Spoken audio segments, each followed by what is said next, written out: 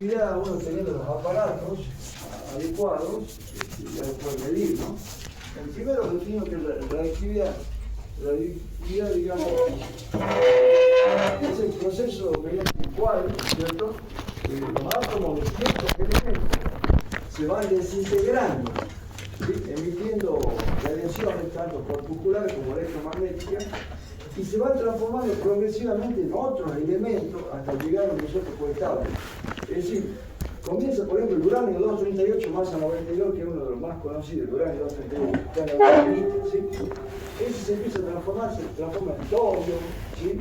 Después en polonio, y así va cambiando hasta que llega el último a plomo, que es el plomo 206, que es un isótopo estable. Es decir, se transforma hasta que llega un momento que ya no se transforma más y ese se llama isótopo estable, ¿sí? Entonces, el fenómeno se llama transmutación. Transmutación quiere decir que una sustancia se transforma en otra sustancia por el proceso de la radioactividad, ¿sí? O sea, emite radiación alfa, beta y gamma y va transformando su materia de un átomo a otro átomo estable a lo largo del tiempo. Claro. ¿Ah? Escuche, bueno, los minerales más allá van a ver la uraminita, los más conocidos, los pigmentos, traen los granitos y las pegmatitas generalmente, ¿sí? Para ver que son los minerales portadores del uranio. ¿Cuál es la utilidad del uranio? Saben que en medicina se usa muchísimo, en las usinas nucleares, ¿sí? O sea, económicamente tiene un valor importante el uranio, por lo tanto es interesante tratar de localizar los yacimientos de uranio, ¿sí? Bueno, los aparatos son relativamente sencillos, es decir, no son grandes, son aparatos chicos, se puede hacer. Manuales. Por ejemplo, el contador Geiger-Müller, el centilómetro, etcétera, que ya lo vamos a ir viendo, son aparatos chicos, se puede llevar, o se puede llevar también en aviones para hacer, digamos. Bueno, primero vamos a dar la definición, que es lo que yo le decía, ¿sí?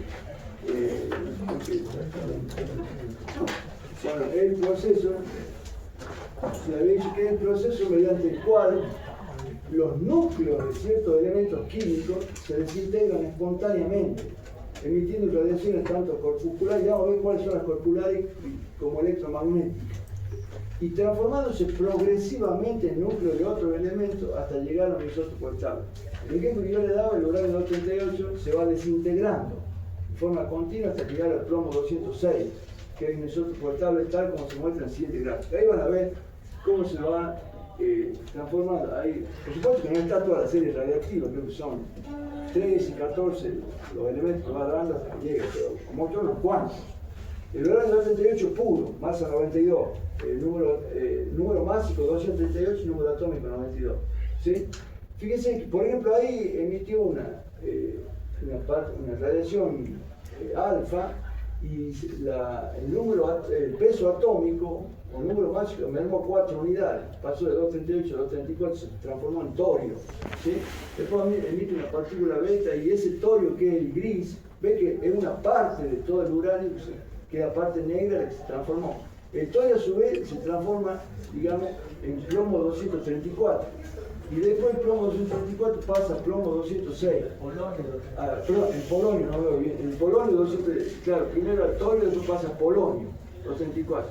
Y ese polonio 234 pasa a plomo 206. Ahí hemos obviado unos cuantos pasajes intermedios para no hacerlo a todos, ¿sí? Pero lo que quiero mostrar es que a medida que se va transformando, fíjense cómo se va mermando la cantidad de uranio que había al principio. Este era así, hay el menos uranio, así. Y a su vez, los otros también se van transformando y el que va aumentando es el plomo 206, porque entre ellos van pasando uno a otro y ya cuando llega el plomo 206 ya no se transforma más, ya queda de forma estable. O sea, estamos hablando de cientos de años, ¿no? A veces decenas y cientos de años, que llega un momento en que todo el uranio 238 se va a transformar en plomo 206, no va a quedar nada de blanco, va a quedar todo. ¿Me entienden? Bueno, ahora en la naturaleza hay normalmente el uranio, el que más tiene, el torio y el neptunio y el polonio. El torio también tiene bastante abundante, ¿sí? Fíjense, hay más de 50 tipos de núcleos radiactivos naturales, pero hay más de 800 obtenidos artificialmente, que se descubre que bombardeando las sustancias radiactivas con aceleradores de partículas, con carga eléctrica, se lo acelera a los iones y se van transformando en otros elementos. Se han obtenido muchos que no eran conocidos, ¿sí? Pero los naturales son 50, se llegó a 800 obtenidos artificialmente. Pero la actividad natural está restringida a 3 elementos: el uranio, el torio y el neptunio. O sea, si yo busco relatividad, normalmente lo más buscado es el uranio, ¿sí? Después sigue el torio y después el neptunio, ¿sí? Además existen isótopos reactivos de otros elementos, pero no tienen tanta reactividad, no son con reactividad como el potasio y el rubidio. El potasio, el más conocido, el potasio 40, que lo deben haber sentido cuando estudian en geología, que sirve para hacer, como se llama, dataciones radiométricas, es decir, para saber la edad de una roca. Porque el potasio 40 tiene un cierto valor, se llama coeficiente de desintegración, que a medida que pasa el tiempo va mermando la cantidad de masa hasta que llega a una cantidad chiquitita. Entonces, en base a lo que se conoce, la cantidad que tenía de potasio 40, cuando se formó la roca, y la mido ahora, cuánto se ha reducido, yo puedo deducir cuántos años han pasado. Entonces puedo decir, esta formación tiene, qué sé yo, 150, 200, 300 años, 2000 años. ¿Entiendes? Bueno, el rubidio también se usa para decir, también hay isótopos relativos de elementos de tierras raras, tales como el samario y el lutecio, ¿sí? Digamos, son más escasos, pero también se puede usar, digamos, en algunos procesos químicos que se utilizan este tipo de sustancias. Bueno, ¿qué pasa? Vamos a ver que hay 3 radiaciones, eso para el parcial, sí o sí hay que saber. Las radiaciones alfa, beta y gamma, ¿sí? Son los 3 tipos de radiaciones. Vamos a distinguir qué es corpuscular y qué es electromagnética, haciéndolo cortito. Corpuscular viene del cuerpo, ¿sí? Es decir, que una radiación corpuscular está compuesta por materia, que realmente son electrones o protones, ¿cierto? Esa materia, digamos, impacta contra otra y puede decir un efecto, lo puede hacer que salte de energía, ¿sí? En cambio, la radiación electromagnética no impacta, ¿sí? Por lo menos esa era la idea que tenía antes, hasta que apareció Bohr, que hizo una conjugación de las dos cosas. Pero la electromagnética, si yo agarro un rayo de luz y le tiro acá, no le va a pegar, no va a saltar nada, ¿sí? La radiación de tipo electromagnética, lo más conocido es la luz, el espectro visible, los rayos X, las ondas de radio, las ondas de televisión. Esas son ondas, ¿sí? Entonces son de tipo electromagnético, ¿sí? Van a ver que hay 3, de los cuales 2, la alfa y la beta, son corpusculares, tienen masa, ¿sí? En cambio la gamma es una radiación electromagnética, lo mismo que la luz y los rayos X, pero de mayor frecuencia, ¿sí? Bueno, entonces acá dicen, de las 3 radiaciones, alfa, beta y gamma, emitidas por las sustancias radiactivas, solo las gamas pueden atravesar la formación. Le doy un ejemplo. Por ejemplo, la alfa puede atravesar 0,2 micras en uno de aluminio. 0,2 multiplicado por 10 a la menos 6 metros. 0,2 millonésima de milímetro. Millonésima de milímetro, o sea, poquísimo, ¿sí? No, perdón, es milésima de milímetro, es millonésima de metro. Eso, porque esto es 10 a la menos 6 metros, o 10 a la menos 3 milímetros, ¿sí? Bien, ya hay, por ejemplo, digamos, otro tipo de elementos materiales que son maduros. El aluminio es relativamente blanco, pasa. El plomo, por ejemplo, en las usinas nucleares, se los revisten con chapa de plomo de 3, 4 centímetros, porque las radiaciones alfa y beta no pasan por ahí. Hasta las gamas pasan muy poquito, prácticamente nada. Van a ver que las que más pasan son las gamas. Alfa y beta, con solo poner el recubrimiento más chiquitito, ya las detienen. Y para asegurarse que no produzca ninguna enfermedad, nada, se ponen los revistes con chapas de plomo, láminas de plomo, para que no atravesen la actividad. Es una cuestión simple. A las paredes, ¿las podemos pintar de plomo? Sí, pero le podemos poner una placa de 5 centímetros de plomo. ¿Cuánto pesaría esas 5 centímetros de plomo? ¿Y cuánto nos saldría? Más allá del costo, el peso, o sea, estamos hablando de que está pesando casi por cada 10 centímetros, está pesando casi 100 kilos. El peso específico del plomo es 12, 13, el oro no va a o sea, pesar. cada litro, cada decímetro cúbico ¿no es cierto?, nos está pesando 11 kilos. Para hacer 1 metro cuadrado nos está pesando 1 tonelada por cada metro cuadrado. O sea que imaginemos recubrir esto de plomo. Sí, vamos a estar seguros, la radiación no va a hacer nada, pero el peso de las paredes va a hacer que colapsen, ¿viste? Dice acá, la alfa y las betas, las alfas son las más grandotas, y cuando más grandes son, menos poder de penetración tienen, porque impactan contra los átomos y no lo dejan pasar. Y cuando más chicas son, mayor poder de penetración tienen, porque se filtran entre los átomos y pasan. Las alfas tienen muy poco poder de penetración, las betas un poco más, y las gamas tienen el mayor poder de penetración, porque son ondas electromagnéticas. ¿Sí? Entonces, de las 3 radiaciones alfa, beta y gamma emitidas por la sustancia radioactiva, solo las gamas pueden atravesar la formación. ¿Sí? Las alfa y las beta son detenidas hasta por el recubrimiento más ligero, tales como suelo, humus, arcilla, etc. ¿Sí? Pues el aire tiene miedo a la alfa y beta, tiene miedo a la gamma, no lo que pasa.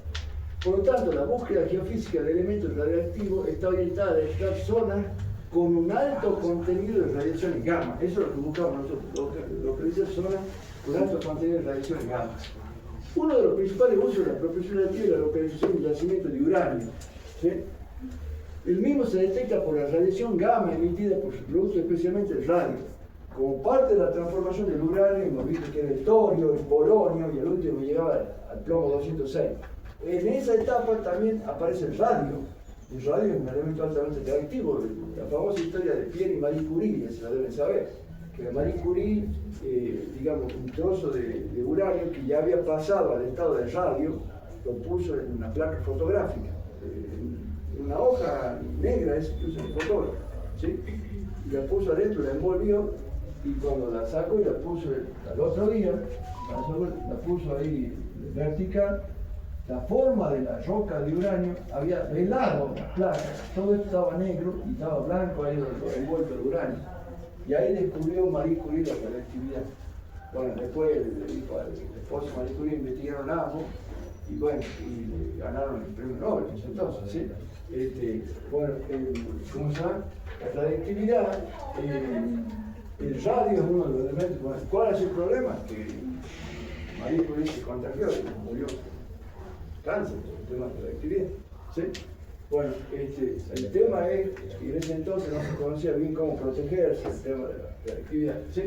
Bueno, entonces, fíjense que, dado que tanto las rocas ígneas como las sedimentarias contienen trazas de elementos radioactivos, también puede emplearse este método para confeccionar cartografías geológicas. ¿Por qué? Las rocas ígneas, el granito y la pegmatita, tienen mayor contenido. Pero las sedimentarias también tienen, sobre todo las arcillas, no tanto como las ígneas, pero sí. Comparando arcillas con arena, la arcilla tiene mucho más minerales radiactivos que las arenas. ¿Sí? Entonces yo puedo distinguir y puedo confeccionar cartografías geológicas. ¿Sí? Bien, la radioactividad de la roca. ¿Sí? Lo que más hay uranio y torio. La radioactividad de la roca depende de la cantidad de uranio y torio que contengan. Y también de sus productos de desintegración, tales como radio, polonio, radón, etc. ¿Sí? Porque como vimos, yo cuando voy un trozo de uranio, ya no es, uno dice uranio, pero ya no es todo uranio, parte ya se transforma en polonio, parte en radón, ¿se entiende? Bueno, entonces, el uranio se encuentra en las pegmatitas y el granito, eso es lo que más hay que acordarse, ¿sí? En forma de mineral muy complejo que es la uraninita, el más conocido es la uraninita, ¿sí? También hay filones metalíferos que parecen así como yacimientos metalíferos, con estaño, cobre, plomo y plata también contienen uranio en cantidades apreciables. No es la misma cantidad que los granitos, pero sí en cantidades apreciables. ¿Sí? Bueno, el uranio de algunos yacimientos aparece en las lavas metamorfoseadas cuando hay erupciones volcánicas y en sedimentos, sobre todo en las arcillas. ¿Sí? El torio es característico de los placeres, ya saben cuáles son los placeres, que el río llevaba el agua a cambiar de dirección, depositaba por gravedad elementos nobles como el platino, el oro, etc. Como dice, el torio aparece en placeres formados por arenas monazíticas, pero también como mineral primario en granito y gneiss. Por lo tanto, ciertas rocas como las pegmatitas, granitos y gneiss suelen mostrar una reactividad intensa que contiene 3 a 5 partes por millón. La concentración de mineral radioactivo se mide en parte por millón. Y se dice concentración de uranio, aunque sea de torio lo mismo. ¿Por qué? Porque se comparan dos muestras y se dice cuántas veces más fuerte la de uranio que la de torio. O sea, lo toman como referencia de uranio. Se llama uranio equivalente. 3 partes por millón de uranio equivalente. ¿Entienden? Es como relacionarlo para ver, porque toma la más radiactiva. Serían 5 partes por millón de uranio. Habíamos dicho que las rocas sedimentarias también contienen. También la presente en menor medida, las pizarras arcillosas contienen aproximadamente 3,7 partes por millón. ¿Sí? Y bueno, el potasio que he dicho que se usa el potasio 40 para dataciones radiométricas, ¿se acuerdan? El potasio 40 también tiene un isótopo radiactivo, el potasio 40, que también contribuye a la radiactividad de las rocas. ¿Sí? Chicos, los minerales de uranio son extremadamente coloridos. La monacita, que es una mica de uranio, es muy colorida. ¿Sí? La carnotita, que es un vanadato de uranilo, es muy colorido. Ustedes van a ver que, por ejemplo, es un amarillo patito muy fluorescente, muy brillante, y con concentraciones muy bajas del orden de 3, 4 ppm, inclusive le da una tonalidad bien amarilla a la roca. ¿Sí? Tinogasta, ahí en Cerro Colorado, que está al sur, creo que de Tinogasta, en la zona que le conocen las higueritas, ahí hay el cerro es de unas arcillas rojas y ahí tienen una lutita uranífera, que el mineral es carnotita con ¿cómo es el carbonato de cobre? Cuprito, puede ser. No, es carbonato, Recocina, cobalina, son todos los de cobre. No, pero es carbonato, no me acuerdo ahora. Pero casualmente el color verde y el amarillo da una tonalidad verdosa muy característica, y las leyes, si ustedes se ponen a ver, son de partes por millón. Son minerales muy coloridos. En Mendoza, en la zona uranífera, también los minerales son extremadamente coloridos. Muy amarillo, muy rojo, muy verdoso, muy azules. Acá inclusive con leyes muy bajas. Acá hay un geólogo, Fabián, y con el hijo que también es geólogo, han descubierto una conquista mineral de uranio. Todavía recién está en la primera etapa, la división de minería, tiene que ir a hacer prospección, extracción, después tiene que denunciar como mina y ya empezar después a ver quién la puede explotar. Está en la primera etapa. Por eso mismo, lo interesante es eso. Y los minerales con leyes muy bajas son muy coloridos, son muy vistosos. ¿Sí? Bueno, acá lo último, fíjense, se halla muy difundido en rocas líneas ácidas. Los feldespatos ya saben, los famosos ortosis microclinos, ¿sí? Ahí están, así como también en la mica, en la muscovita y en la lunita, ¿sí? Por supuesto que estos tienen importancia, digamos, cuando son en gran cantidad. En cambio, el uranio no hace falta que esté en mucha cantidad, con que esté en pequeña cantidad, lo mismo es rentable económicamente, porque todo el mundo lo usa. ¿Sí? Bueno, esto es importante más que todo para vincular a la matemática con lo que es, digamos, el proceso químico, ¿sí? El proceso de transformación del uranio 238 hasta llegar al isótopo estable, el plomo 206. Primero le definimos lo que, para que tengan una idea, la constante de desintegración. La constante de desintegración dice 4,5 por día a la menos 18 gramos por segundo. ¿Sí? Es día a la menos 18, imagínense, correr 17 lugares para allá aparte del 4, 0, tiene millonésima de gramos, una cosa. Pero ¿por qué se llama constante de desintegración? Lambda es constante. Porque cada segundo que pasa, un gramo pierde esa cantidad. Un gramo pierde 4,5, 10 millonésima de gramos, más chico todavía. O sea, no pierde nada. Un gramo menos 0,00045 no es nada. Lo que pasa es que eso es en un instante de un segundo. Y son cosas que suelen durar mil años, 500 años, 700, ¿sí? Entonces, a lo largo del tiempo recién se va a notar que está completamente cambiado, ¿sí? Solamente va de a poquito. Entonces, esta es la constante de desintegración. Si alguien me pregunta cómo explicarla, bueno, En un instante helado, 1 gramo de uranio tiene 1 gramo. Al segundo siguiente, 1 menos esta cantidad. ¿Entienden? Bueno, la otra que se llama constante de semi-desintegración, P sub E se llama acá, ¿sí? El uranio 238, masa 92, 238 el número másico, peso atómico, y el número atómico 92. Esta, fíjese, es el tiempo necesario para que la masa de uranio se reduzca a la mitad. 10 a la 9, 10.000 millones de años. O sea que, ¿cuál sería? 4.500.000 millones de años. Estamos hablando que la edad de la Tierra, más o menos, el tiempo que la Tierra lleva viva, la mitad del uranio original se desintegró. O sea, supongamos que hay 1 kilo de uranio. Tiene que pasar ese tiempo para que se reduzca a medio kilo. ¿Me entiendes? Para que se reduzca a la mitad. Bueno, por eso es para demostrar qué tan lenta ahora. Ahora, ¿qué pasa? Yo quiero encontrar una ley que me diga cómo varía a lo largo del tiempo, ¿sí? Que diga, bueno, yo encontré un poquito el plomo 206 y quiero saber cuánto uranio 238 había en el momento que se formó, en la era, qué sé yo, jurásica, ¿sí? Entonces, eso se llama datación radiométrica, saber en base a la cantidad actual cuánto había en el momento que se formó, ¿sí? Bueno, primero hicieron una ecuación, digamos, lineal muy sencilla. Había L átomos de plomo 206, átomos de plomo 206, ¿sí? Había L átomos, ¿sí? O sea, yo llegué, es decir, encuentro que hay L átomos, no había antes, se ha formado, a lo largo del tiempo se formaron L átomos. La pregunta es, si había N átomos de uranio al principio, había N átomos de uranio 238, pasaron miles de años, 238, ¿sí? Y llegó a plomo 206, ¿sí? ¿Cómo ha influido? Si había N y llegaba a L átomos de esto, ¿sí? Bueno, primero, la cantidad de uranio que se forma va a depender de la constante, ¿ves? Porque acá le puse lambda 0, pero el lambda D es lo mismo, ¿sí? Es la constante de desintegración, ¿sí? Va a depender cuánto se descompone por segundo. ¿Se acuerdan que la cantidad de gramos se toma por segundo? Va a depender de la cantidad de átomos de uranio que había al principio, o sea, de la masa. No es lo mismo que haya 10 kilos de uranio que haya 1 kilo. Si hay 10 kilos va a mermar, pero no tanto como 1 kilo, ¿sí? Entonces es proporcional al número de átomos. Y también es proporcional al tiempo transcurrido, por T.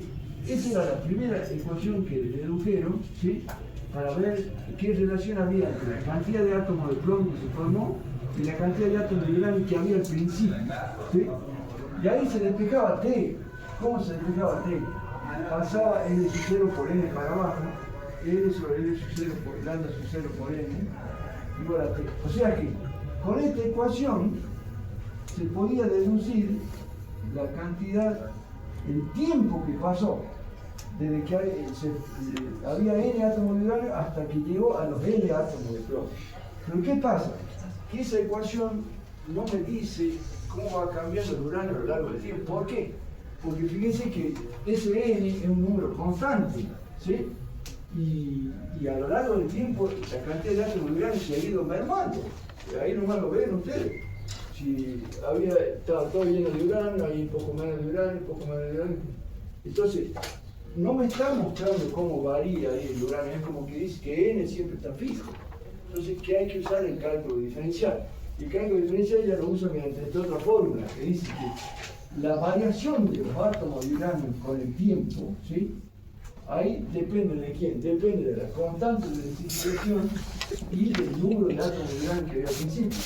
Y acá le coloco el menos. ¿Por qué este menos? A ver, ¿quién me diría? ¿Por qué el menos? Bueno, ahí va, ahí. Fácil, porque ¿se recuerdan que el límite de delta de n sobre delta de t, cuando delta de t tiende a 0, ¿sí? En la derivada de la función en un punto, ¿sí? Porque eso me dice cómo varía la cantidad de átomos de uranio a lo largo del tiempo. ¿Crece la cantidad de uranio o decrece? Decrece, es un aumento negativo, una variación negativa. Delta son variaciones. Entonces, tiene que tener un signo menos ahí, porque a medida que pasa el tiempo baja la cantidad de uranio. ¿Están de acuerdo? Es una ecuación muy sencilla, ¿sí? Pero, digamos, que tiene que, es una ecuación diferencial de variables separables, que lo habrán visto en el análisis 2, ¿sí? ¿Qué hacemos? Se juntan las mismas variables, diferencial de n y n, ¿sí? Entonces la dejo a diferencial de n y lo paso a n que está para allá para juntar los n con los n. Y el diferencial de t lo paso para el otro lado, por el diferencial de t. Sería una ecuación de variables separadas, ¿sí? Ahora, ¿qué hago? Si yo lo sumo a lo largo de todo una cierta cantidad de años, ¿sí? Esto, en el límite, va a tender se va a transformar en un integral, porque el integral es una suma, ¿sí? Entonces, la integral del diferencial de n sobre n, ¿sí?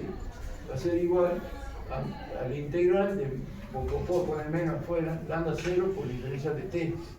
Pero lambda 0 es una constante. ¿Qué puedo hacer con la constante? Muy bien, ahí estamos más o menos bien. Menos lambda 0 por diferencial de t, integral de diferencial de t. Y ahí se dan dos cosas que a veces los chicos no lo reconocen porque lo reconocen de otra forma. Por ejemplo, yo le pongo, capaz que lo saben, ¿no? 1 sobre x por diferencial de x. Capaz que lo saben. ¿Cuál es esa integral? ¿Alguno sabe eso? ¿Quién lo es? ¿Usted? Qué bien, ¿eh? Sí. ¿Cuál es la película? ¿Qué la pidió?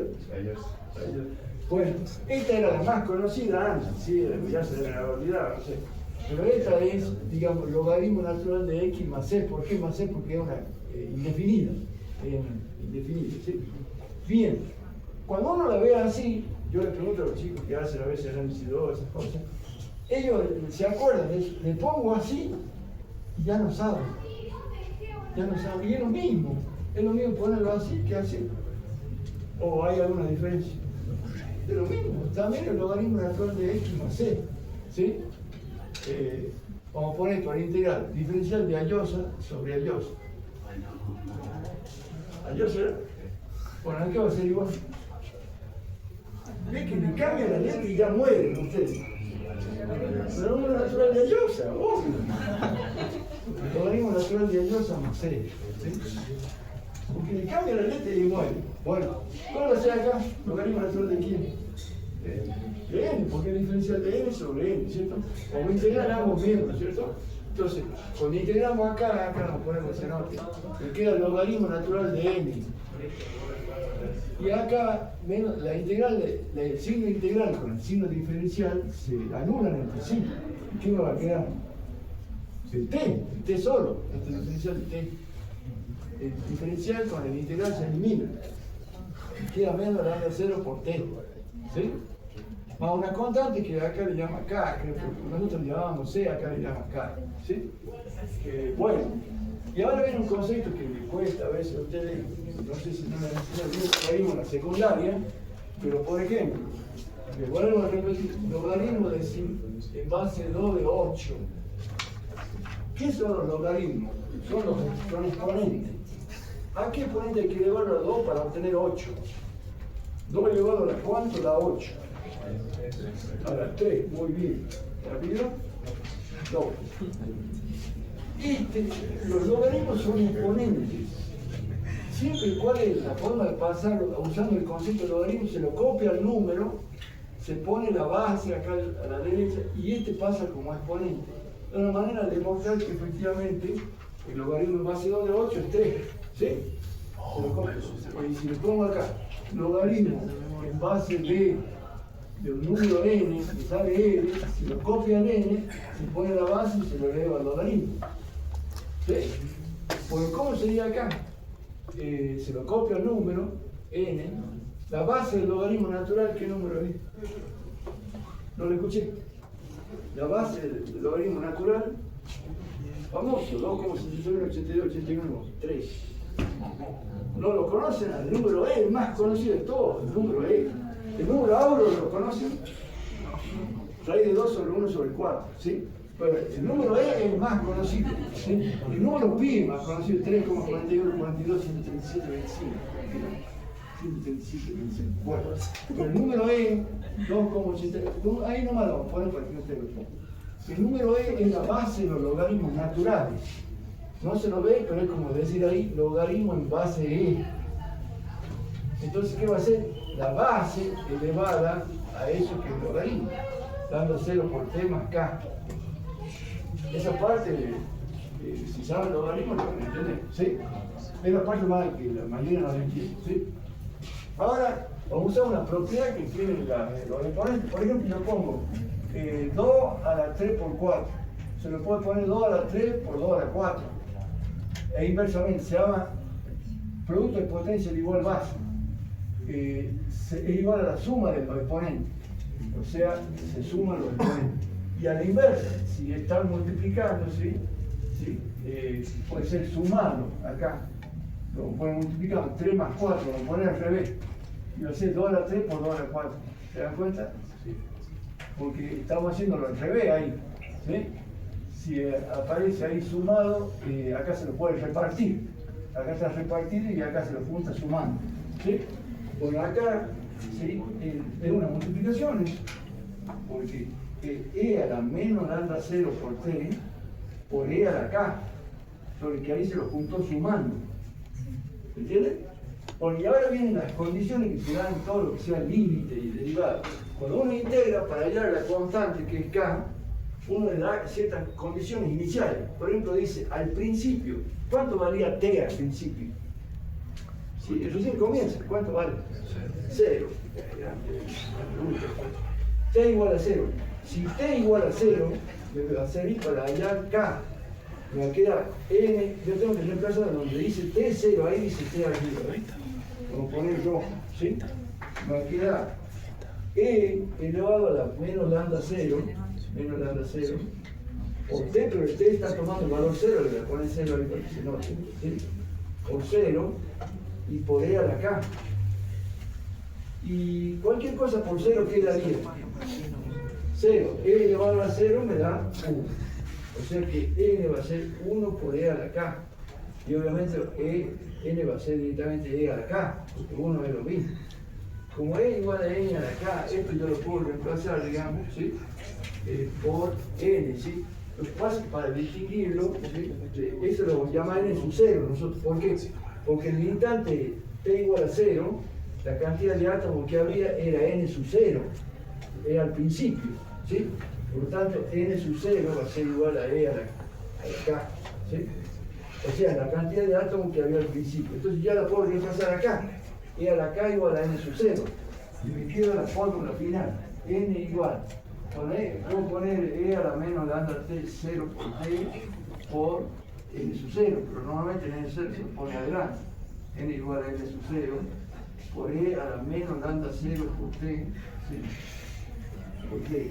Ponete la fórmula que me dice cómo varía lambda, cómo varía la cantidad de átomos de uranio comparada con la que tenía al principio. Y eso me va a decir cuántos átomos de plomo se van a poder formar en la otra ecuación. Ahora, yo le pregunto, ¿se puede calcular T de acá? Le vamos a poner acá la formulita, ¿sí? Solamente para ver si se dan cuenta. Dice que n igual a n sub 0 por e a la menos lambda 0 por t. ¿Se puede calcular t ahí? ¿Cuál es la única forma de calcular algo que está como exponente? ¿Qué cálculo? Bueno, no hay manera. Por ejemplo, yo tengo, qué sé yo, 2 a la x igual a, qué sé yo, a 3 por 5 a la x menos 1. Generalmente, la única forma de hacerlo que va que es con logaritmo. ¿Por qué? Porque el logaritmo de esto lo hace bajar al exponente por el logaritmo de 2. Entonces, el logaritmo de 3, el logaritmo del producto, más, y lo bajo al x menos 1 por el logaritmo de 5. O sea, cuando hay ecuaciones exponenciales, la única forma de calcular el valor de la cantidad desconocida es aplicar el logaritmo. Bueno, voy a aplicar el logaritmo natural. ¿Por qué? Porque ¿qué número está ahí? El número e. Tiene que ver con el logaritmo natural. Ahora, logaritmo natural de n. Como es un producto, el logaritmo del producto queda igual a la suma de los logaritmos. Entonces, logaritmo natural de n sub 0 más sería el logaritmo natural de e a la menos lambda 0t. Pero por la propiedad, ¿cuál era? Que el logaritmo natural de n0, ¿sí? Se puede bajar el exponente. Recuerden que el logaritmo en cualquier base, el logaritmo en base 2 y x al cubo, se lo puede bajar el exponente, queda 3 por el logaritmo en base 2 de x. Se lo baja el exponente. Por acá sería más menos lambda 0 t, después poner menos lambda 0 por t, por el logaritmo natural de e. Lo bajé al espacio. ¿Cuánto vale el logaritmo natural de e? Es como si fuera el logaritmo de base 2 de 2. Logaritmo en base 2 de 2. Hay que ponerte el que elevado a los 2 para obtener 2. 1. El logaritmo de cualquier cosa es 1. Entonces acá va a ser 1. Va a quedar logaritmo natural de n sub 0 menos lambda 0 por t. ¿Sí? Esto va a ser el logaritmo natural de n. Y si yo quiero saber t, lo voy a pasar al lambda 0 t para el otro lado. O sea, lambda 0 por t igual al logaritmo natural de n sub 0 y lo va a pasar al logaritmo natural de n por el otro lado. Restando. Menos logaritmo natural de n. ¿Y qué puedo hacer ahí?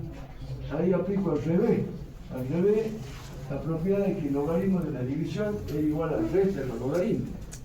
¿A qué sería igual esto? A ver si alguien se me equivoca. Por ejemplo, logaritmo de 8 sobre 5 es igual al logaritmo de 8 menos el logaritmo de 5. Y puesto al revés, logaritmo de 8 menos el logaritmo de 5 es igual al logaritmo de 8 sobre 5. ¿Cómo sería ahí? Logaritmo natural de quién? N sub 0 sobre n. ¿Sí? Y después lo paso al lambda sub 0 dividiendo. Y esta es la fórmula 1 sobre lambda 0 por el logaritmo natural. Esta es la fórmula que se usa para calcular la edad de las rocas, ¿sí? De la formación. O sea, para calcular el tiempo que pasó desde que se formó hasta la actualidad. ¿Sí? Lo usan los geólogos para... Bueno, ¿ah? Bueno, ahí lo dejamos.